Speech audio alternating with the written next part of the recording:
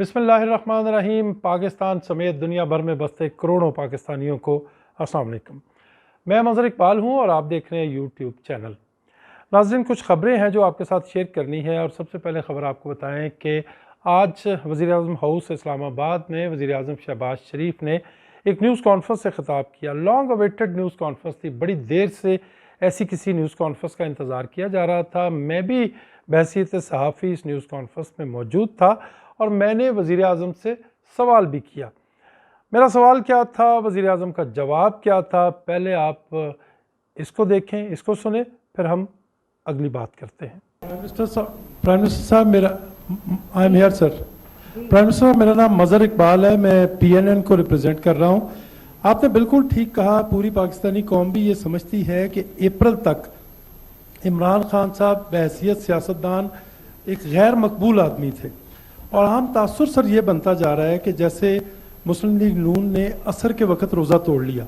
आप thumping majority से अगले इंतखाबात में इक़्तिदार में आ रहे थे, ऐसा लगा, बल्कि लोगों का ये कहना है, हाँ, लोग कह रहे हैं कि एक बहुत बड़ा पत्थर ऊपर से आ रहा था, इमरान खान खड़ा था, शहबाज शरीफ ने उसको धक्का दे के तो खुद नीचे आ गए।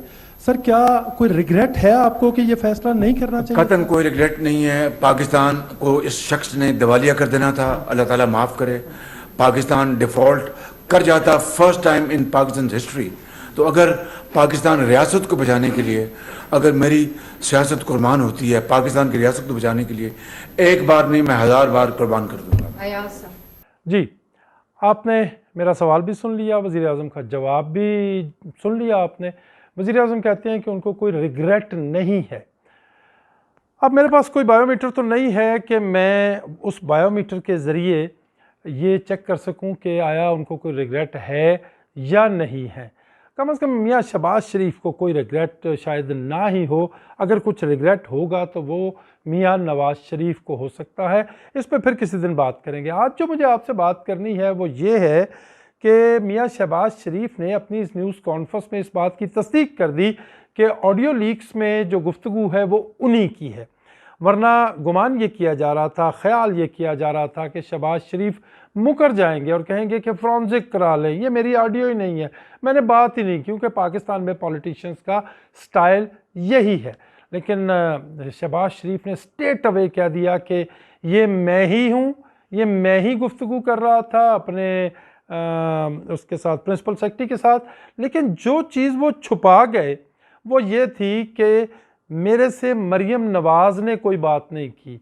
अच्छा, अगर मियाँ शहबाज शरीफ की ये बात मान ली जाए कि मरियम नवाज़ ने अपने दामाद के लिए सिफारिश नहीं की अपने चचा मियाँ शहबाज शरीफ को, तो ये बात तो तय है कि मरियम नवाज़ ने वज़ीर-ए-आज़म के स्टाफ से ज़रूर बात की है कि मेरे दामाद के लिए मशीनरी मंगवा के दी जाए। भारत से आधा प्लांट जो है मशीनरी का जो है वो आ चुका है, बाकी आधा भी मंगवा दिया जाए।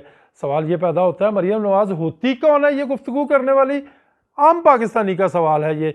वो एक सज़ा याफ्ता मुजरमा है, और अगर मुजरमा ना भी हो तो वो कोई वज़ीर-ए-आज़म नहीं है जो वज़ीर-ए-आज़म के स्टाफ को ये हुक्म दे रही हैं या कह रही हैं या उनसे फेवर मांग रही हैं अपने दामाद के लिए।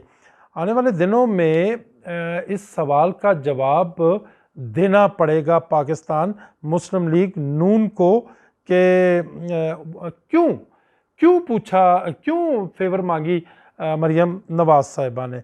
अच्छा, शहबाज शरीफ के एतराफ़ के साथ ही ये सवाल शिद्दत के साथ पूरे मुल्क के तूलो अर्ज़ में उठना शुरू हो जाएगा, जिस तरह मैंने अर्ज़ किया कि ये सज़ा याफ्ता खातून हैं। देखिए, नून लीग का वतीरा ज़रा देख लें आप। शहबाज शरीफ साहब वज़ीर-ए-आज़म हैं, मशवरा वो लंदन में जाके करते हैं अपने भाई से, सिफारिश करती हैं उनकी भतीजी, पंजाब के वज़ीर आला बनते हैं उनके बरखुरदार बेटे उनके, और अब ख़जाने की चाबियां उन्होंने थमा दी हैं अपने भाई साहब के समधी को। लोग इसको कबूल नहीं कर रहे। चंद साल पहले तो शायद कबूल कर लेते थे, लेकिन अब नहीं कबूल कर रहे, क्योंकि इस सारे मामले को खोल के रख दिया है इमरान खान ने। और ऑडियो लीक्स के मामले में भी शायद कोई ख्वाजा असफ किसी शहबाज शरीफ को ये कह दे कि लोग भूल जाएंगे, लेकिन इमरान खान ने ना तो पनामा भूलने दिया था और ना ही वो भूलने देगा ऑडियो लीक्स।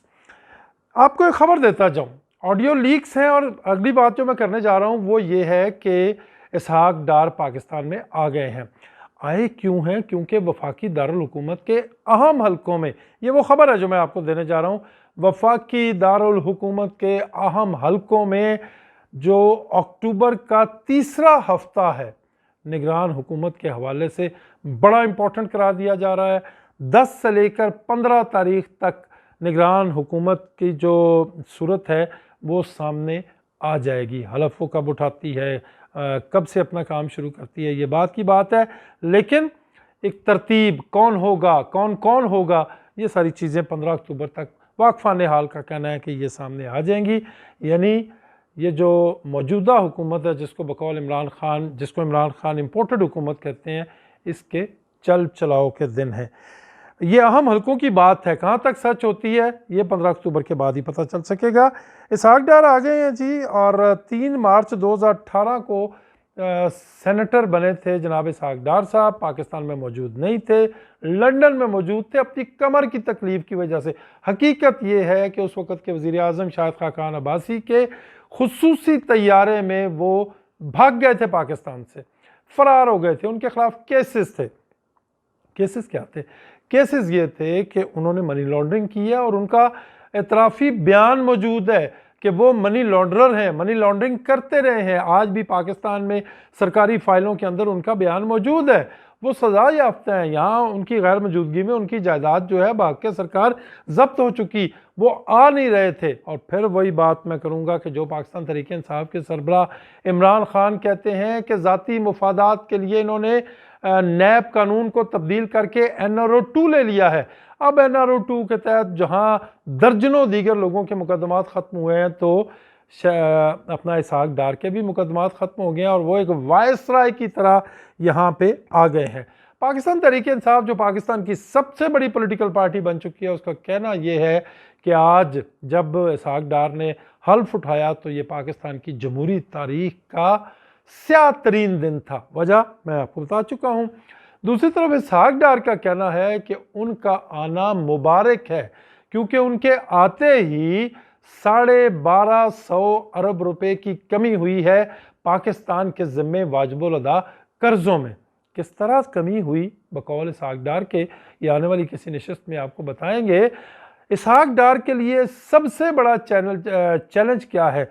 पेट्रोल की कीमतें कम करें, डॉलर की उड़ान जो है उसको नकेल डालें, उसको नीचे लेके आएँ।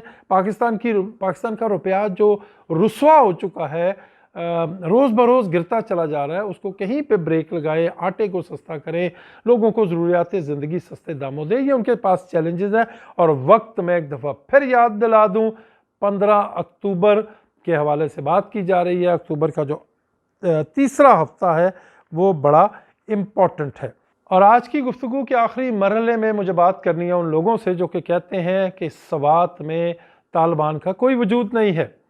दूसरी तरफ पाकिस्तान की मुसल्लह अफवाज जो हैं वो पूरी तैयारी कर चुकी हैं कि जहाँ पे शोरश हो उसको कुचल दिया जाए, और होना भी यही चाहिए। हम पूरा तरीके से पाकिस्तान की फ़ौज के साथ हैं। लेकिन वो लोग जो कहते हैं कि सवात में तालिबान नहीं है, मैं आपको बताऊं कि रफ़ीउल्लाह खान न्यूज़ 1 के नुमाइंदा हैं सवात में, ब्यूरो चीफ है न्यूज़ 1 टेलीविज़न चैनल के सवात में।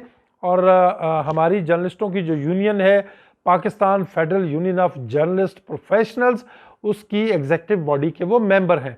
आज उन्होंने टेलीफोन किया और उन्होंने कहा कि कुछ लोग उनकी रैकी कर रहे हैं, रात के वक्त रैकी कर रहे हैं, मशकूक लोग हैं, उनको नुकसान पहुंचाना चाहते हैं। पूरी डिटेल बताई, यहाँ पे डिटेल बताने का वक्त नहीं है मेरे पास, लेकिन मैं ख़बरदार कर रहा हूँ कि रफ़ीउल्लाह खान की रैकी की जा रही है। उनका कसूर क्या है? कसूर उनका ये है कि डोइचे वेले जो कि जर्मनी का एक मीडिया हाउस है, डोइचे वेले ने इंटरव्यू किया था रफ़ीउल्लाह खान का सवात की सूरत हाल के हवाले से। रफ़ीउल्लाह ने तो बहुत डिटेल में गुफ्तगू की, तमाम एस्पेक्ट्स को कवर किया, लेकिन डोइचे वेले ने जो अपनी वेबसाइट पे स्टोरी दी है उसमें ये कहा गया कि पाकिस्तान के सहाफ़ी रफ़ीउल्लाह खान ने ये कहा है कि इस बार तालिबान की ताकत जो है वो कम है, और जो दीगर बातें भी की, ये बात अच्छी नहीं लगी तालिबान को। और ख़दशा ये है कि रफ़ीउल्लाह की रैकी करने वाले जो लोग हैं वो तालिबान के हैं। इंतज़ामिया को पता है। मैं इस गुफ्तगू के ज़रिए पाकिस्तान के दीगर अहम इदारों, दीगर ज़िम्मेदारान को भी बता रहा हूँ, कल ऐसा ना हो कि रफ़ीउल्लाह को या किसी और सहाफ़ी को कोई नुकसान पहुँच जाए और हम हाथ मलते रह जाएं और हमारी बात सिर्फ मज़म्मतों तक आके ख़त्म हो जाए। अब तक के लिए इतना ही। अपना ख्याल रखिएगा और अपने इस चैनल का भी। अल्लाह हाफ़िज़।